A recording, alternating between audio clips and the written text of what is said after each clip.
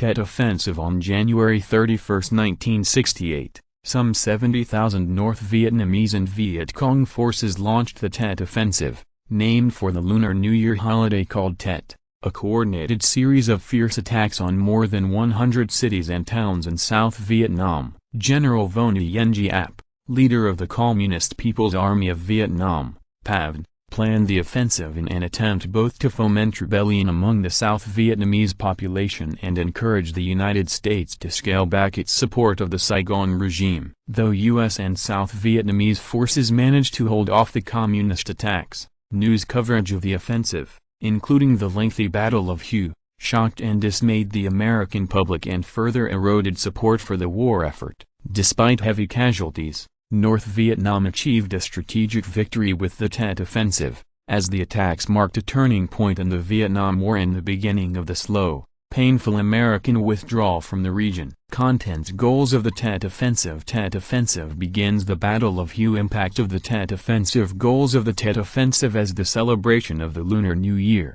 Tet was the most important holiday on the Vietnamese calendar.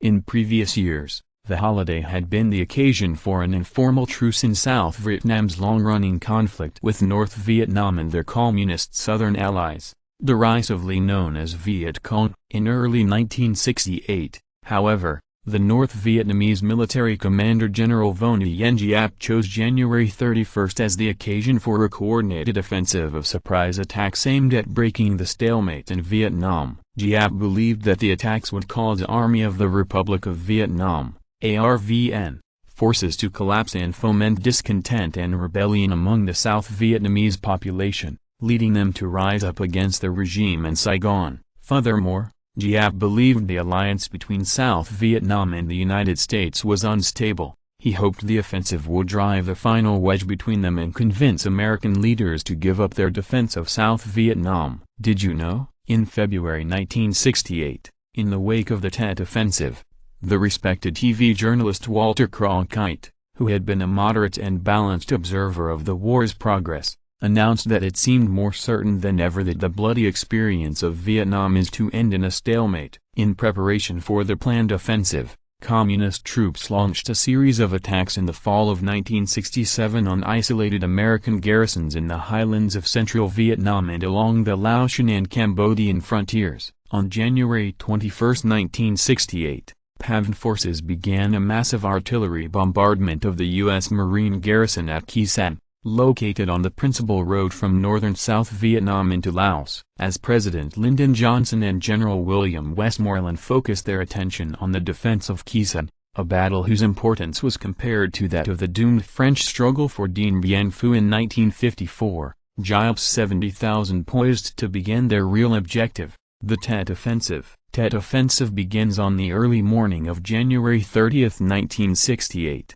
Viet Cong forces attacked 13 cities in central South Vietnam, just as many families began their observances of the Lunar New Year. 24 hours later, PAVD and Viet Cong forces struck a number of other targets throughout South Vietnam, including cities, towns, government buildings and U.S. or ARVN military bases throughout South Vietnam, in a total of more than 100 attacks. In a particularly bold attack on the U.S. Embassy in Saigon, a Viet Cong platoon got inside the complex's courtyard before U.S. forces destroyed it. The attack's audacity, and its initial success, stunned U.S. and international observers, who saw images of the carnage broadcast on television as it occurred. Though Giap had succeeded in achieving surprise, his forces were spread too thin in the ambitious offensive, and U.S. and ARVN forces managed to successfully counter most of the attacks and inflict heavy Viet Cong losses. Particularly intense fighting took place in the city of Hue,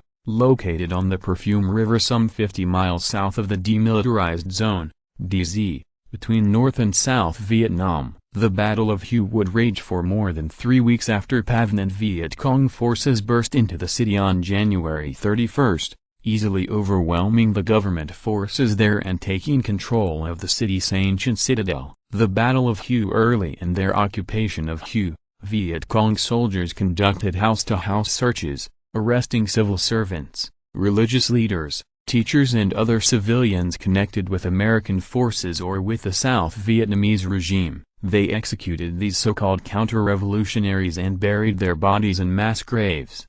U.S. and ARVN forces discovered evidence of the massacre after they regained control of the city on February 26. In addition to more than 2,800 bodies, another 3,000 residents were missing, and the occupying forces had destroyed many of the once grand city's temples, palaces and other monuments. The toughest fighting in Hue occurred at the Citadel, which the Communists struggled fiercely to hold against superior U.S. firepower. In scenes of carnage recorded on film by numerous television crews on the scene, nearly 150 U.S. Marines were killed in the Battle of Hue, along with some 400 South Vietnamese troops. On the Communist side, an estimated 5,000 soldiers were killed, most of them hit by American air and artillery strikes. Impact of the Tet Offensive. Despite its heavy casualty toll, and its failure to inspire widespread rebellion among the South Vietnamese, the Tet Offensive proved to be a strategic success for the DRV.